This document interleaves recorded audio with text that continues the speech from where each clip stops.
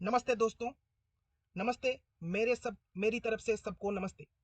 तो आज का ये वीडियो बहुत ज़्यादा इंटरेस्टिंग होने वाला है आप सब लोगों के लिए। आप सब लोगों के स्क्रीन पर अभी एक पेज ओपन है जिसके ऊपर लिखा है विजय दिवस, ए टेल ऑफ कारगिल। और इसी हेडिंग को देखकर आपको पता चल चुका होगा कि मैं क्या डिस्कशन करने वाला हूं, क्योंकि आज का दिन जो 26 जुलाई है ना, वो इंडिया के लिए बहुत ज़्यादा मायने रखता है, इंडियन आर्मी के लिए, इंडियन लोगों के लिए। क्योंकि कारगिल पर जहां पाकिस्तानी आर्मियों ने अपनी कब्जा कर लिया था ना, इंडिया ने उसको आज ही के दिन 26 जुलाई को फिर से जीत लिया था, पाकिस्तानी आर्मियों को वार में डिफीट करके, हरा के। तो विजय दिवस ही इसका नाम क्यों रखा गया था, क्यों रखा गया था इसका नाम विजय दिवस? युद्ध तो हुआ था कारगिल पर, लेकिन विजय दिवस ही क्यों रखा गया था? क्योंकि क्या हुआ था इस युद्ध के दौरान, आज ये वीडियो में मैं सब कुछ बताऊंगा। तो ए टेल ऑफ कारगिल, पहले हम देखते हैं ये युद्ध कब हुआ और कहां हुआ। कब हुआ ना, स्टार्टिंग हुआ कब ना, मई 2 जुलाई 1999। आज से ठीक 22 साल पीछे चले जाते हैं, स्टार्ट हुआ था। और इंडिया के आर्मी ने जुलाई 26 को इंडिया का झंडा फहरा फैला फैला दिया। कहां पर ना, कारगिल हिल पर, जो टाइगर हिल, कारगिल का सबसे ऊंचा पहाड़, वहीं पर इंडिया का झंडा लहराया। तो कहां पर हुआ था ना, लाइन ऑफ कंट्रोल इन करगिल, जो एलओसी होता है ना, आप सब लोगों को पता होगा एलओसी का मतलब क्या होता है। मैं बाद में एलओसी का मैप दिखाऊंगा आपको। इन करगिल और आसपास के एरिया पे, उसी कारगिल के आसपास के एरिया पर, और कहां पर हुआ था, जो जम्मू कश्मीर के अंदर है, वहीं पर हुआ था। और जो इसका नाम विजय क्यों होता है, विजय दिवस ही क्यों रखा गया? क्योंकि जो इंडियन आर्मी ने ये जो जीतने के लिए, करगिल को जीतने के लिए जो ऑपरेशन रखा गया था, उसका नाम था विजय। इसीलिए इसको विजय दिवस ही कहा जाता है, सिर्फ विजय दिवस। और इंडियन आर्मी ने इसका नाम रखा था विजय, ऑपरेशन विजय। और उसी तरह जैसे कि इंडियन आर्मी ने इसका नाम रखा था विजय, उसी दौरान इंडियन एयरफोर्स ने भी इसका एक नाम रखा था, उसका नाम था ऑपरेशन सफेद सागर। ये नाम इंडियन आर्मी ने रखा था, सॉरी इंडियन एयरफोर्स ने रखा था। तो आप लोगों के स्क्रीन पर अभी आ रहा होगा, ये जो बॉक्स होता है ना, स्क्वायर होता है, ये है करगिल। जम्मू कश्मीर यहीं पर है, कारगिल यहीं पर। और ये होता है एलओसी। ठीक है, इसको ना पाकिस्तान क्रॉस कर सकती है, ना इंडिया इंडिया इसको क्रॉस कर सकती है, क्योंकि ये लाइन ऑफ कंट्रोल है, दोनों देशों की लाइन ऑफ कंट्रोल।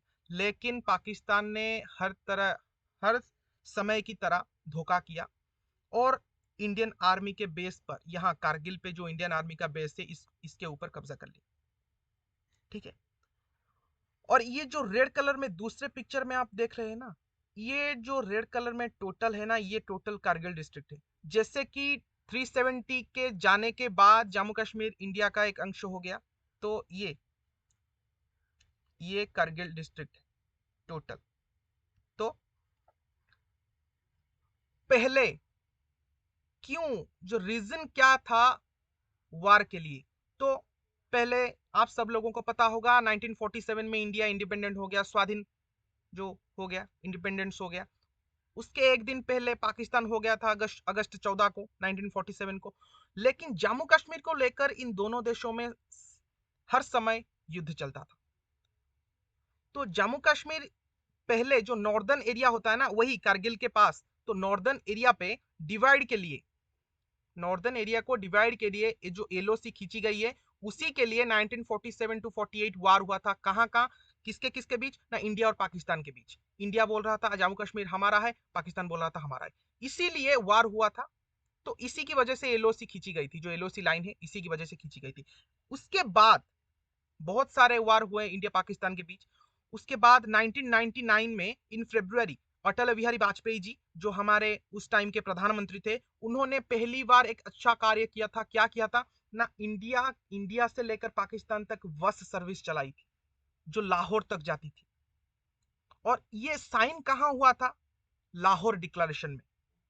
जो महत्वपूर्ण होता है इंडिया और पाकिस्तान के जो फ्रेंडशिप को बढ़ाने के लिए लाहौर डिक्लेरेशन में हुआ था, जो बस सर्विस चलाई गई थी और पहली बार वाजपेयी जी ही और कुछ इंडियन डेलीगेट्स बैठकर उस बस में लाहौर तक गए थे।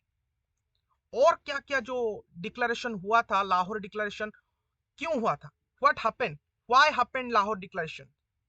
तो उस समय न्यूक्लियर वेपन्स भारी मात्रा में यूज कर रहा था कौन ना, पाकिस्तान। आपको सब लोगों को पता होगा जो पोखरण होता है ना इंडिया का, वहां पर न्यूक्लियर टेस्ट हुआ था 1999 में। आप लोग उसके ऊपर मूवी भी आ चुकी है, आप लोग देख चुके होंगे। उसी तरह 1998 में, एक साल पहले, पाकिस्तान ने न्यूक्लियर वेपन टेस्ट कर लिया था। तो इसी की वजह से to avoid nuclear arm race, nuclear weapon को कम से कम करने के लिए और accidental operation of nuclear weapon और टेस्ट को कमाने के लिए, अगर कोई भी टेस्ट न्यूक्लियर टेस्ट नहीं होगा, इसी के लिए लाहौर डिक्लेरेशन हुआ था। और क्या जो सेकेंड मेन पॉइंट है, to solve the dispute including Kashmir peace. जो कश्मीर के अंदर जो तनाव का माहौल रहता है हर समय, उसको कैसे सॉल्व किया जाए और कश्मीर के अंदर कैसे शांति रखी जाए, उसी के लिए लाहौर पे लाहौर डिक्लेरेशन हुआ था। ठीक है।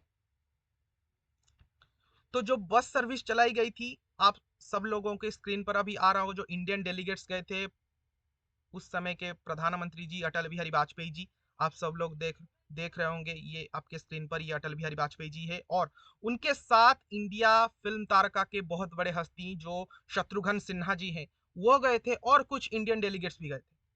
ठीक है। और ये जो नीचे खड़े हैं, ये पाकिस्तानी डेलीगेट्स। पहली बार जब बस चली थी उसी समय। तो जो वार स्टार्ट कैसे हुआ, कब हुआ, फरवरी और मई को। नॉर्मली कश्मीर के अंदर हर समय 12 महीने तक जो ठंडी रहती है। इंडियन आर्मी ने फरवरी टू मई वहां बहुत ज्यादा ठंड पड़ती है। उसी के लिए जो फरवरी और मई में बहुत ज्यादा ठंड जब ऊपर पड़ती है ना, कारगिल के ऊपर, जो पहाड़ी के ऊपर इंडिया का बेस बना हुआ होता है, उसी के ऊपर से वो नीचे चले आते हैं, पहाड़ी के नीचे चले आते हैं। क्योंकि बहुत ज्यादा ठंड पड़ती है, रहने को बहुत ज्यादा प्रॉब्लम होती है, इसी के लिए वो नीचे चले गए। लेकिन उसी समय एलओसी को क्रॉस करके पाकिस्तानी मुजाहिदीन और ट्राइबल फाइटर्स, जो पाक आर्मी यूनिट्स, उसी समय इंडियन बेस पर कब्जा कर लिया। इंडिया नॉर्मली क्या करता है ना, फरवरी टू में नीचे रहता है, नीचे रहते हैं। उसके बाद जब ठंड थोड़ी कम हो जाती है, वो ऊपर चले जाते हैं स्प्रिंग के मौसम में, वो नहीं ऊपर चले जाते हैं। लेकिन स्प्रिंग के मौसम आने से पहले पाकिस्तानी आर्मियों ने उसको कब्जा कर लिया, इंडियन आर्मी बेस को। तो इसको नोटिस किसने किया, जब पाकिस्तानी आर्मियों ने कब्जा कर लिया, इनको नोटिस किसने किया ना, लोकल सेफर्ड जो जो बकरी चराते हैं ना, उन्होंने नोटिस किया, अरे ये तो इंडियन आर्मी तो नीचे है, ये लोग कौन है। उसी समय वो तुरंत जाकर इंडियन आर्मी को बता दिया, और ये तो बहुत ऊपर है, ऊपर जाने के लिए तो पहाड़ी चढ़ के जाना पड़ेगा, तो पहाड़ी जब चढ़ेंगे तो दिख जाएगा, उन लोग हमको मार देंगे। तो वो भी थोड़ा रुक गए, इंडियन आर्मी भी थोड़ा रुक गई। पाकिस्तानी आर्मी जो आए थे, सिर्फ यही कारगिल को ही क्यों आए थे, क्यों कारगिल इतना महत्वपूर्ण है। कारगिल बहुत ज्यादा महत्वपूर्ण था, कहाँ ना, श्रीनगर टू लेह, श्रीनगर को अलग करने के लिए। क्योंकि श्रीनगर टू लेह एक NH-1D नेशनल रोड होता है, जो श्रीनगर को कारगिल को लेकर लेह तक जोड़ता है। इसी वजह से उन्होंने कारगिल को चुना।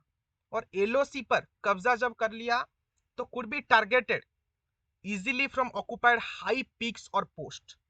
क्या ना, जब ये देखिए आपके स्क्रीन पर अभी आ रहा होगा, ये है श्रीनगर और ये है लद्दाख और यहाँ पर है कारगिल। तो ये जो नीला नीला देख रहे होंगे ना, ये है NH-1D। और यहाँ पर यहीं पर बहुत बड़े बड़े पहाड़ हैं।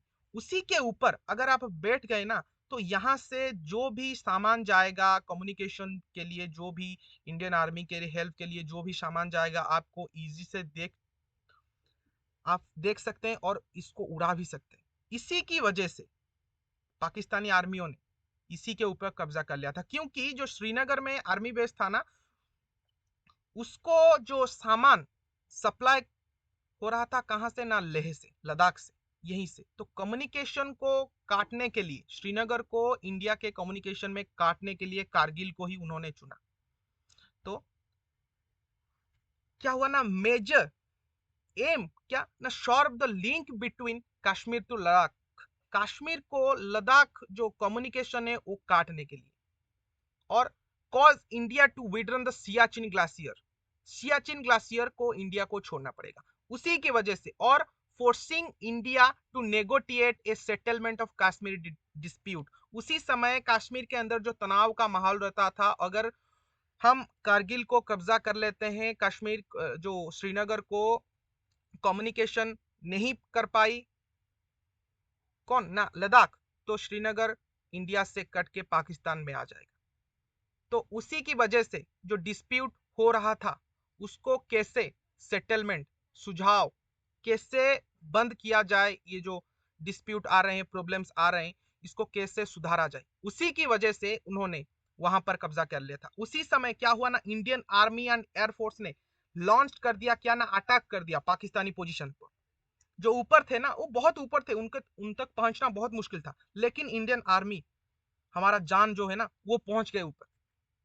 और क्या, और बहुत सारे पिक्स को रिकैप्चर कर लिया, अपने अंदर फिर से ला लिया। और ये जो इंडियन आर्मी और एयरफोर्स ने मिलकर ये प्लान बनाया था, और कब स्टार्ट किया वार पाकिस्तान के एग्नेस्ट, अप्रोक्सीमेटली 21 मई में स्टार्ट हो गया, और ऑनटिल 4 जुलाई तक ये वार चला।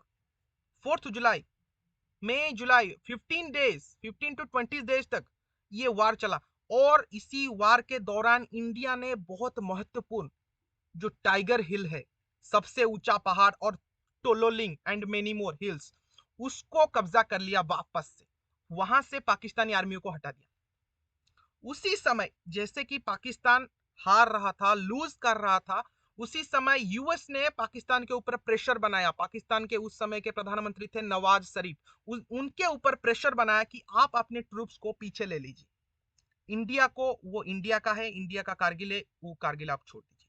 कब ना 4 जुलाई, उसी 4 जुलाई को यूएस प्रेसिडेंट उस समय बिल क्लिंटन थे, उन्होंने पाकिस्तान को ऊपर प्रेशराइज किया कि आप अपने ट्रूप्स को पीछे ले लीजिए।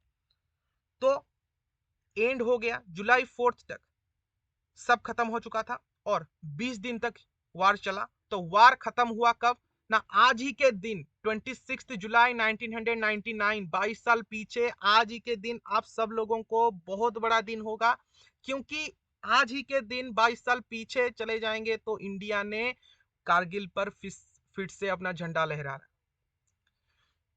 तो ये जो वार हुआ था, आप सब लोगों को पता होगा, युद्ध होगा तो दोनों ग्रुप का बहुत सारे आर्मी शहीद होंगे, लेकिन शहीद होने पर भी देश उनको याद रखेगा। कैसे, जो आर्मी का बहुत बड़ा रैंक होता है, अवार्ड होता है परमवीर चक्र, 4 लोगों को मिला था जिन्होंने इंडिया को बचा के रखा था, आखिरी दम तक नहीं छोड़ा था। जो पहले इंसान है वो थे मनोज कुमार पांडे, उनका रैंक था कैप्टन, और मेजर विक्रम बात्रा, वो थे मेजर, और योगेंद्र सिंह यादव जो थे सूबेदार, और संजय कुमार जो राइफलमैन थे। इन चारों को परमवीर चक्र मिला था। आपके स्क्रीन पर आ रहा होगा, ये है कैप्टन मनोज कुमार पांडे, ये शहीद हो गए थे।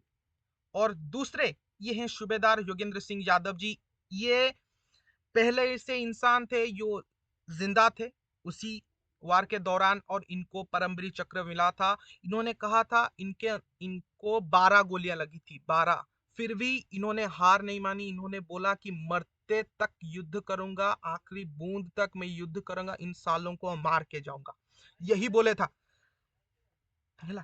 उसके बाद उसके बाद हम देखेंगे किसको ना, राइफलमैन जो संजय कुमार थे वो भी शहीद हो गए थे उसी वार के दौरान, युद्ध के दौरान। और जो मेजर थे, जो सबसे प्रमुख मुख आप सब लोगों के पास ये थे विक्रम बात्रा, जिनका रैंक था मेजर, लेकिन उनका एक टैगलाइन वो बोली थी उसी कारगिल वार के दौरान, जो है ये दिल मांगे मोर, जो बहुत बड़ा, ये सिर्फ करगिल के लिए बोला था उन्होंने, ये दिल मांगे मोर। क्या उसका अर्थ, ये दिल और जो कम से कम से नहीं मिटेगा, पूरा करगिल चाहिए हमको। जैसे इंडिया था वही इंडिया हमको चाहिए, ये दिल मांगे मोर इन्होंने ही बोला था। और इनका टैगलाइन बहुत फेमस हुआ था, उनका नाम था मेजर विक्रम बात्रा, आप सब लोग याद रखेंगे इनको। और उसके बाद बहुत सारे वेपन्स यूज हुआ था इस युद्ध में। तो वोफस FH-77V, तो ये है वोफस, इसको यूज किया गया था। ठीक है, ये क्यों यूज किया गया था, ये वोफस को क्यों यूज किया गया था, क्योंकि वोफस बहुत ऊंचाई तक मार करती है, क्योंकि वो कारगिल के पिक पर थे, टॉप पर थे, उनके पास गोली जो है ना, बंदूक की गोली नहीं पहुंच पाती थी, इसी बोफस को यूज किया गया था। और क्या यूज किया था ना, इजराइल ने हेल्प किया था इंडिया को, क्या दिया था ना, यूएवी दिया था। तो यूएई ने, जो इजराइल था, इजराइल ने क्या दिया था ना, यूएवी का फुल फॉर्म होता है अनमैन एरियल व्हीकल, जो हम अभी प्रेजेंट में इसको ड्रोन बोलते हैं ना, यूएई ने ये सपोर्ट भी इंडिया को दिया था। तो इंडिया ने युद्ध होगा तो उस युद्ध के दौरान बहुत सारे आर्मी भी मरे जो शहीद होंगे। तो इंडियन ऑफिशियल फिगर में कितने लोग मरे थे ना, 527 किल्ड जो मर गए थे, और 1363 जो घायल हुए थे, इतने लोग घायल हुए थे। और इंडिया का एक फाइटर जेट शटडाउन हो गया था, यानी कि टूट गया था, और एक फाइटर जेट क्रैश हो गया था, टोटल डिस्ट्रॉय हुआ था एक फाइटर जेट, और एक हेलीकॉप्टर शटडाउन हुआ था। ये था इंडियन ऑफिशियल फिगर। और पाक ये क्या था ना, ये इंडिया का ऑफिशियल फिगर था। ये है जो वोफस है ना, ये है ना, ये होता है बोफस। ठीक है, ये ऊपर तक मार करती है, इसी की वजह से वोफस यूज किया गया था दूर और ऊंचाई तक मार करने के लिए।